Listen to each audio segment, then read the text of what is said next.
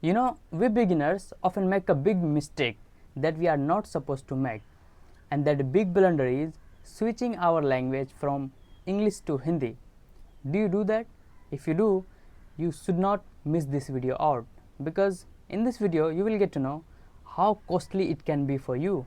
You know, I have seen many English learners shifting to their native language from English if they find something difficult to describe, like situations and few activities. And you know, by doing that, they are killing their progress, because every situation and activities we find bit difficult to describe is a great chance to learn something new, to enhance our English. Just imagine, during a conversation you run into a situation where you find yourself struggling to describe a story. So what you are supposed to do? You simply need to take some AI's help or your friend's help, right? Instead of taking help from your friend or AI, you simply switch to your native language. That's where you killed or you lost a big opportunity to learn something new. In such cases, you are supposed to figure out relevant words, idioms, sentences with the help of your friend or any AI. You simply need to open a ChatGPT and give a detailed prompt or describe your situation in your native language, and ChatGPT will provide you a common or natural way to describe that story you are struggling with. Let me give you few real life examples. Just imagine we are on call, we are talking to each other, and you asked me about the weather, and I am saying it is raining here, but the rain is not consistent.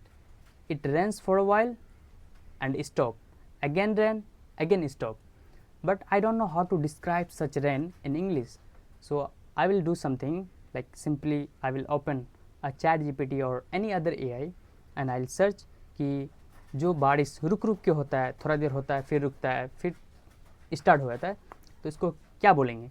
So ChatGPT will tell me that it is raining on and off, it is raining on and off, or it is raining intermittently. So I have learned two words, right?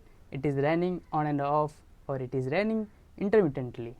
Instead of switching to my native language, I learned something new in English. That's how you can turn your difficulties into opportunities to learn something new and to grow faster. Finally, you gotta do one thing: make tons of sentences using the word, idioms, or anything you have learned. In case in future, if I run into a situation where I need to describe such rain, will I hesitate? I will not, because I have learned it. I can easily say it is raining on and off, or it is raining intermittently. That's how you learn and grow. Moral of the story: don't run away from challenges. Instead, face it, because every challenge brings a gift for you that indeed help you to grow.